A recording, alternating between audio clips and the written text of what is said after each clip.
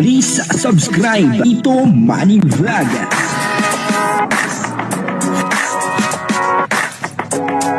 Payagan po si Tito Manny Vlog na mag-reactor para pambiling gamot sa kanya pong karamdaman. Wala po palang kaalam-alam, ito pong tatay ni Beyonce, tungkol po kay Kalinga Edu sa kay Beyonce. At dito nga ay makikita po natin sa video na pumunta si Kuya Bal, at saka si Birador upang sa ganun ay ipaalam na sila ay mamamanhikan na. Grabe, talagang desidido si Kuya Bal, kasi medyo natakot si Kuya Bal, kasi nagkahiwalay si Rowel Malalag at saka si Rosel. Ay ayaw po ni Kuya Bal na mangyari din po ito kila Kalinga Edu at saka kay Beyonce. Kaya nakiusap daw po etong si Kalinga Edu kay Kuya Bal na ipaalam daw kay Tatay Biran, na silang dalawa ay meron ng relasyon.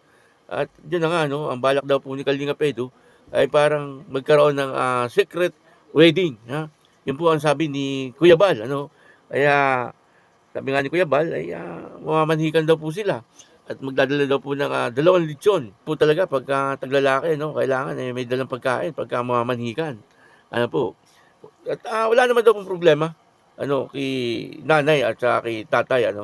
Basta okay kay Beyonce, okay daw po sa kanila. Kaya ang decision ay na kay Beyonce. Ang pinaka-decision. Sana pumayag na si Beyonce. Kasi medyo nakakatakot ang panahon ngayon eh. Kasi kahit na nga nakikita po natin na talaga nagmamahalan naman itong dalawa. Pero minsan sinusubok po ng tadhana Bigla may dumarating na parang manunulot. Malay po natin, hindi natin alam baka kay Kalinga Edu. May magkagusto kay Kalinga Edu at mapikot itong si Kalinga Edu. Pwede rin naman kay Beyonce, kasi napakaganda ni Beyonce. Pwedeng may manligaw kay Beyonce, hindi mawawalan, na may manligaw ng iba kay Beyonce kasi napakaganda naman po ni Beyonce at si Kalinga Edu ay poging-pogi rin. Hindi po natin alam kung ano po yung mangyayari sa darating na panahon. Kaya pinabuti ni Kuya Bal, na mamanhikan na. Sabi po niya, mamanhikan na po sila. At nang maipakasal na nga po, itong si Beyonce at Kalinga Edu. Pero may problema. Ang problema, siyempre, ay kay Beyonce. Dapat pumayag po si Beyonce. Na maipakasal itong dalawa. Ano po ba sa tingin nyo? Papayag si Beyonce o hindi papayag? Kaya sa ngayon, nakikita po natin ay ini-enjoy pa ni Beyonce yung kanyang pagkadalaga. Parang hindi pa papayag si Beyonce. Kasi ang gusto ni Beyonce, siyempre, makatapos muna po siya sa kanyang pag-aaral, bago po siya lumagay sa mga ganong bagay, sa tahimik na buhay, si Kalinga Edu okay na okay po lagi si Kalinga Edu, kasi nasa edad na po si Kalinga Edu, Pero kung papayag naman po si Beyonce, hindi mas maganda. Mas maganda kung papayag itong si Beyonce, kasi siyempre ay makakasal na itong dalawa. Kaya ayun, ito panoorin po natin yung video. Ang kabuuan po ng video ito, mga panood po natin kay Kuya Bal Santos Matubang. Suportahan po natin, Bal Santos Matubang, Kalinga Prab, Ate Edna Vlog, Jack Tapia, at yung mga kasamahan ko pong reactor sa Kalinga. Ganun din po yung mga charity vlogger na Kalinga partner. Ito po yung video, panoorin po natin. Ito po. Wala kang masasabi kung ano ba, isang araw, dumating si Papa dito na hihingi ko ng kamay ni Beyonce. Ano naman ang magiging salubin mo? Hindi ka naman magagalit? Na kay Beyonce naman po yun. Ayun pala naman. Wala naman palang problema. Yung tatay ata ayaw Ay, tay! Hindi, parang kaya yata ito. Parang kaya yata ni tatay. Kaya sa kanya kung si AIDS okay sa kanya. Sinabi ko sa akin sa palagay mo, si Papa AIDS. Kasi nandito na naman tayo. Ano sa palagay mo? Wala namang problema sa akin kung hindi Yun. ka makikisama Yan eh. Yun. Wala naman palang problema. Si Papa AIDS lang pala talaga nagahina-hinaan eh. Kalo po namin, total, dito rin po kayo. Nakasalan ni si Beyonce. Secret wedding. Ay, hindi na secret ngayon. Nalaman na yung secret namin. Ngayon, nag-asawa na. Si AIDS ang magpapa-squid at sa kami. Tulong-tulong kami. Kasi baka maano ng iba.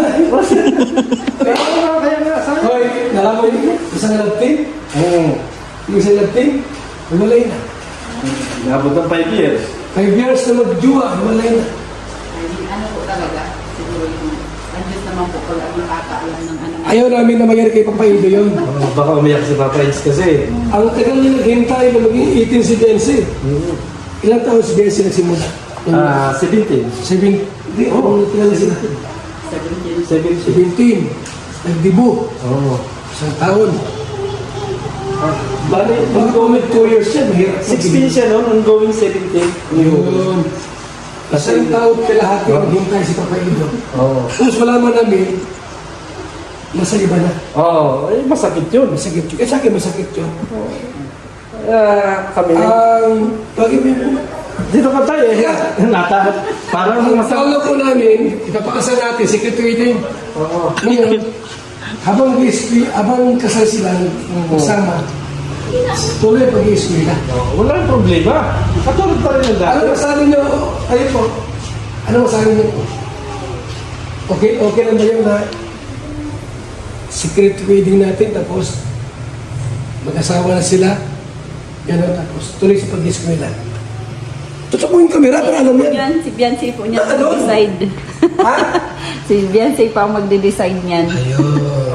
Hindi naman po kami makikisama ay. So, ibig sabihin, walang problema kay nanay. Wala problema. Bababay talaga to. Walang problema sa inyo po. Eh, kay Tatay Biran, meron. Baka naman masakit sa damdamin mo. Walang problema. Hindi naman kami makikisama. Oo. Ngayon po, gawin namin, mag-rent kami ng apartment para sa mag-asawa na. No. Kami bahala. May eskwela si Bensi, lako, tuloy lang. Huwag mo na mag-anak. Bawal mag-anak. Basta. Hanggat, Oo. tuloy ang support dito sa kanila.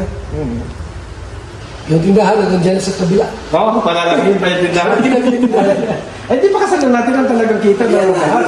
Hindi na natin yung secret, ano? Kasi kung ayaw namin matulad sa ibang love team na iwalay na. Wawa na bagay, iwalay ka na. Lungkot-lungkot. Talungkot kayo. Kalooban ng Diyos. Eh, pwede kasi masulot. Maganda pa kasi Bensi. Oo. Kaya Masulot ng teacher. Ang teacher ng kalipero. Hindi. Hindi naman po yun. Talagang nagkakagustuhan sila. Kahit Wow! Hindi, alam mo,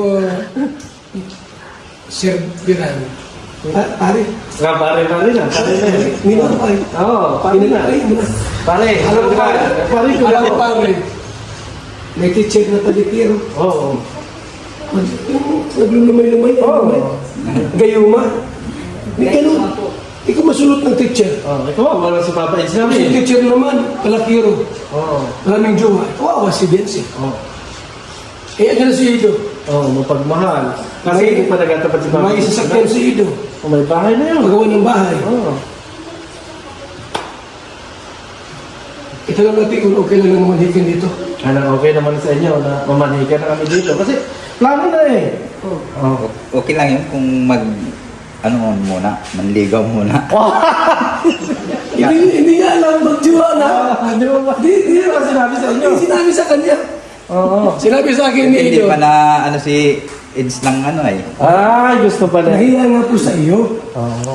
Wala na pa. Baka raw suntukin mo. Hindi ba na tayo? Tayo. Parang balaw si Bruno Sporto sa akin.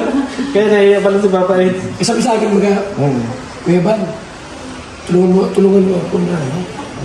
Magsabi sa iyo nga kay Papa, na nagjowa na kami, tapos yung secret wedding na sana gusto mo. Sige, pag-uwi ko, balik namin, puntahan namin ni Kaya pumunta kami dito ngayon.